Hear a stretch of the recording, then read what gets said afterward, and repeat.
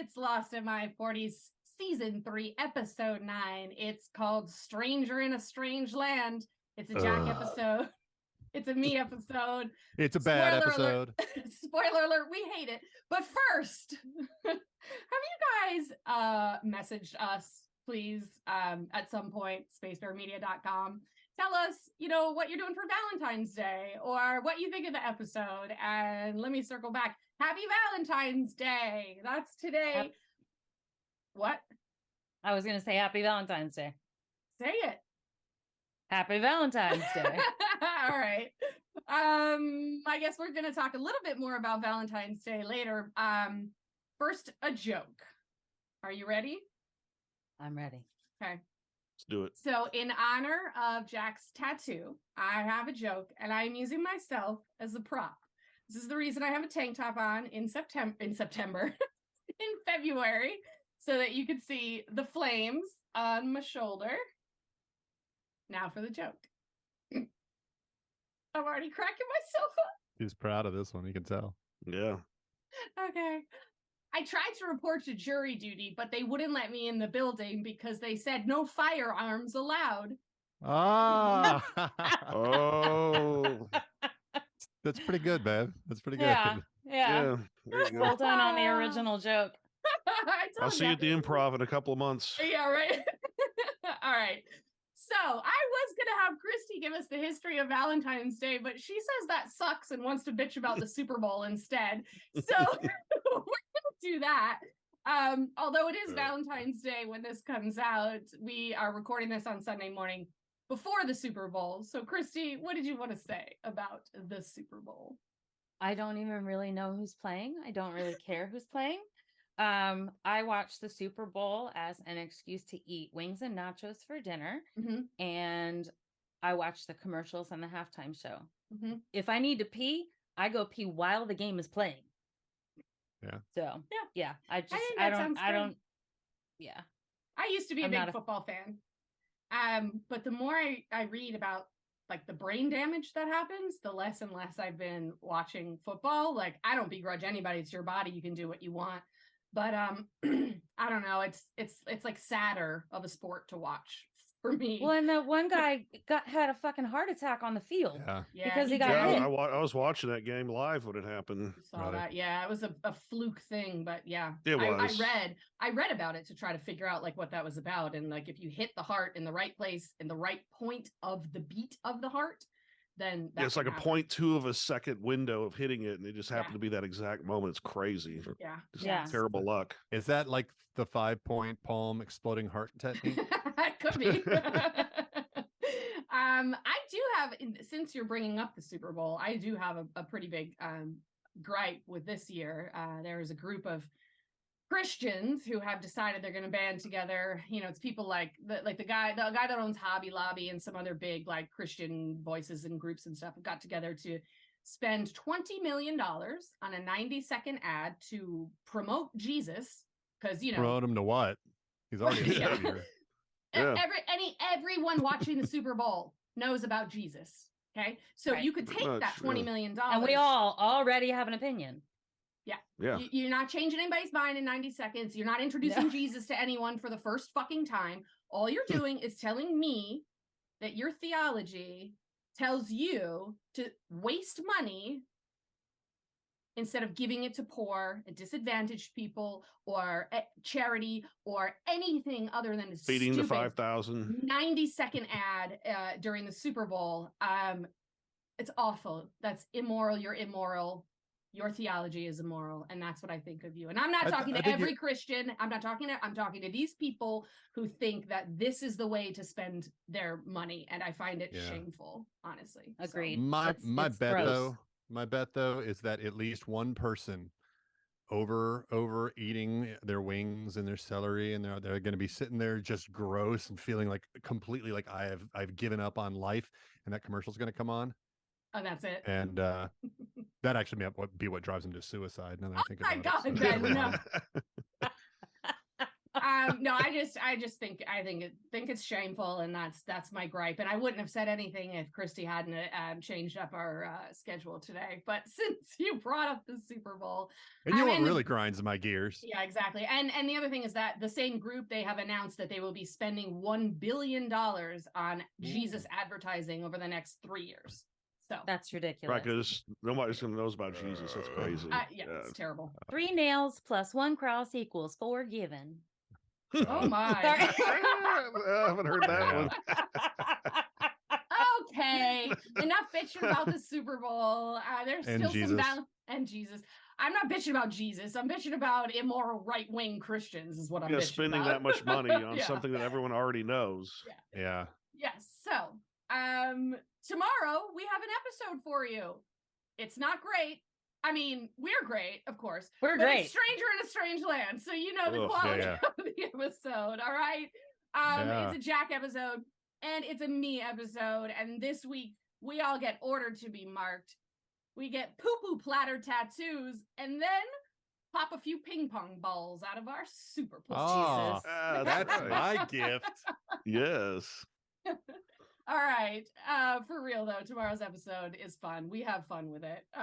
Going into tomorrow's episode, our power rankings still have Sawyer, Juliet, and Kate on top. Although Juliet is still only 6 points down from second, and Benjamin Linus is now 2 points away from Kate.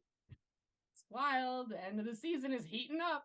On the bottom, Deadpan Stanny, negative 90 points. We don't think anybody's going to take that title from him. No.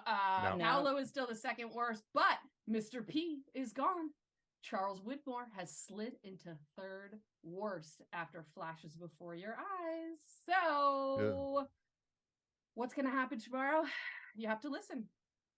Message us, spacebearmedia.com/contact. Tell us who you think is going to win season 3. All right, Derek, you got a question for us.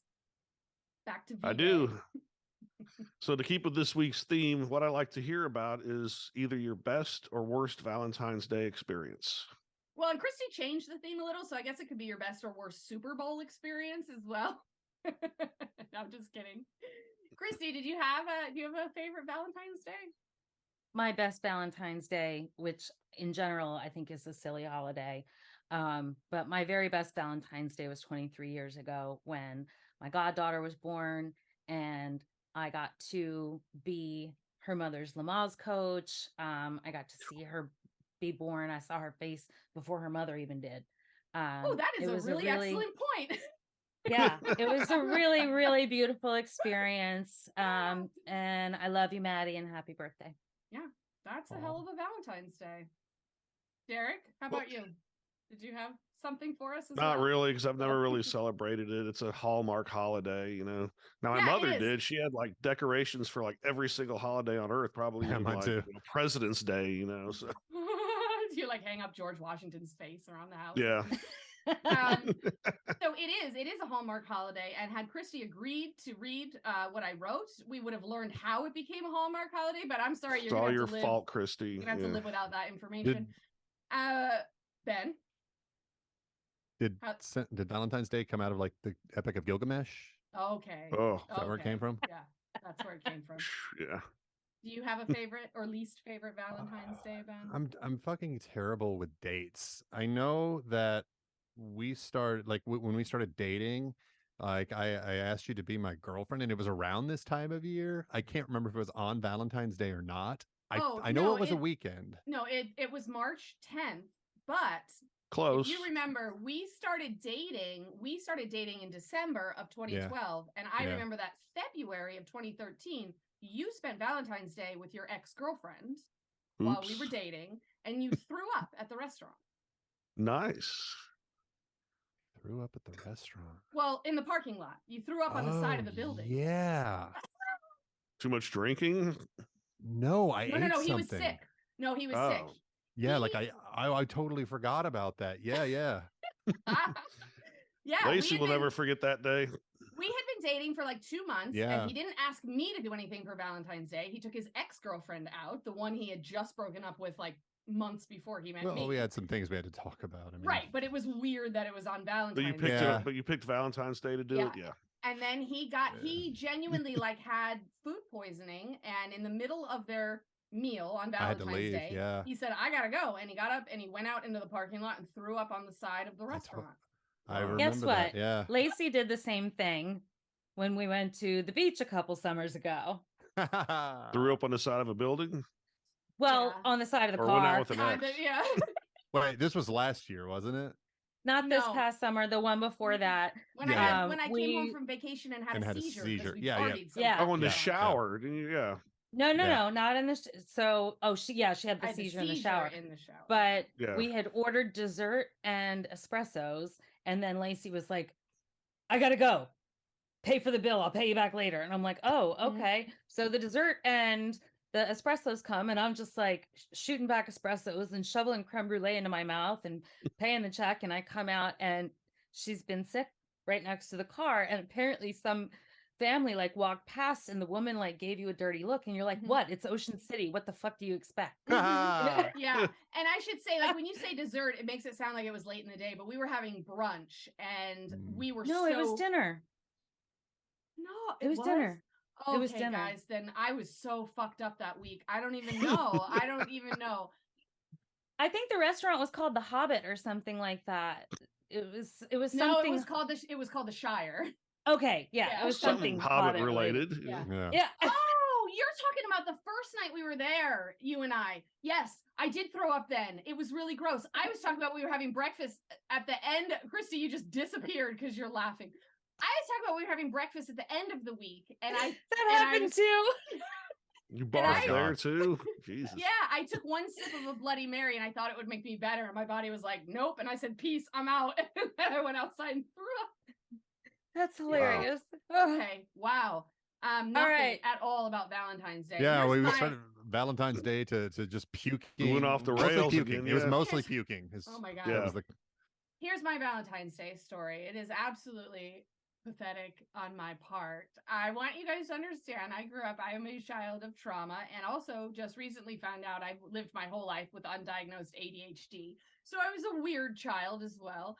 And I didn't know how to accept positive attention from most people. When I would get positive attention, I would just kind of like lose it because I didn't know how to like accept love. Basically, I was very closed off as a teenager. And so when I was 16, I had a job at a grocery store, and I was a checkout girl part-time.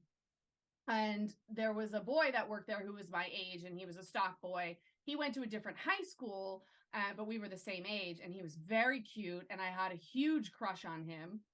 And on Valentine's Day, he showed up at my house with a dozen roses and asked me to go out with him.